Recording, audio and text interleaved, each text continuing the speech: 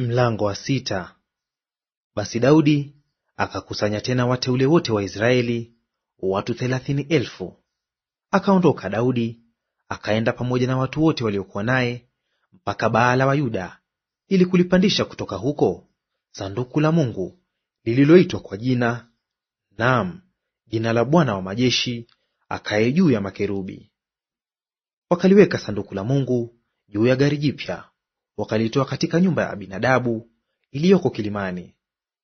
Nao Uza na Ahio wana wa Abinadabu wakaliendesha lile gari jipya.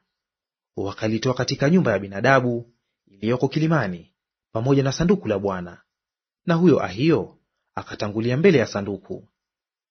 Daudi na nyumba yote ya Israeli wakacheza mbele za Bwana kwa nguvu zao zote, kwa nyimbo na kwa vinubi na kwa vinanda na kwa matari na kwa kayamba na kwa matoazi. Hata walipofika kwa uga ya Nakoni, Uza akalinyoshea mkono sanduku la Mungu, akalikamata, kwa maana wale ng'ombe walikunguaa.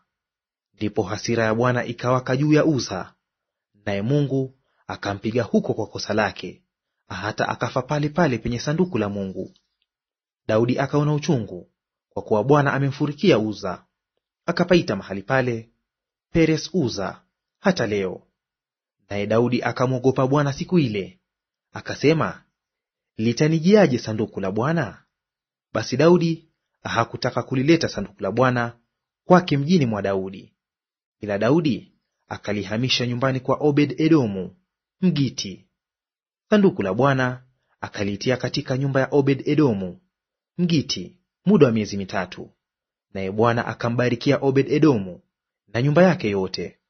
Kisha mfalme Daudi akaambiwa ya kwamba Bwana ameibarikia nyumba ya Obed-Edomu na vitu vyote alivyo navyo kwa ajili ya sanduku la Mungu. Daudi akaenda akalileta sanduku la Mungu toka nyumba ya Obed-Edomu mpaka mji wa Daudi kwa shangwe. Hata ikawa watu waliolichukua sanduku la Bwana walipokwisha kwenda hatua 6, akachinja ng'ombe na kinono.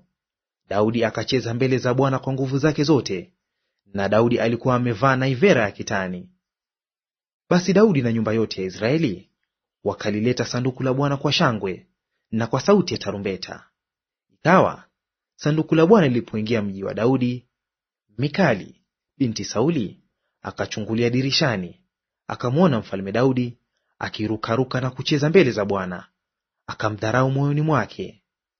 Wakaliingiza sanduku la Bwana na kuliweka mahali pake katikati ya hema aliyopiga Daudi kwa ajili yake. Naye Daudi akatoa sadaka za kuteketezwa na sadaka za amani mbele za Bwana. Kisha Daudi alipokwisha kutoa sadaka ya kuteketezwa na sadaka za amani, akawabarikia watu kwa jina la Bwana wa majeshi. Akawagawia watu wote, mkutano wote wa Israeli, wanaume kwa wanawake, kila mtu mkate wa ngano na kipande cha nyama na mkate wa zabibu. Basi watu wote wakaenda zao, kila mtu nyumbani kwake. Ndipo Daudi akarudi ili awabarikie watu wa nyumbani mwake. Na Mikali binti Sauli akatoka nje aende kumlaki Daudi, naye akasema, mfalme wa Israeli alikuwa mtukufu leo namna gani, akijifunua mwili wake mbele ya vijakazi vya watumishi wake, mfano wa watu baradhuli mmojawapo ajifunuavyo mwili wake mbele ya watu, asipokuwa na haya. Daudi akamwambia Mikali, ilikuwa mbele za Bwana aliyenichagua mimi juu ya baba yako na juu ya nyumba yake, ili kuniweka niwe mkuu juu ya watu wa Bwana, juu ya Israeli. Kwa hiyo mimi nitacheza mbele za Bwana. Kisha nitakuwa hafifu zaidi, nami nitakuwa mnyonge machoni pangu mimi mwenyewe, lakini kwa wale vijakazi uliowanena, kwao nitaheshimiwa. Basi Mikali binti Sauli hakuwa na mtoto hata siku ya kufa kwake.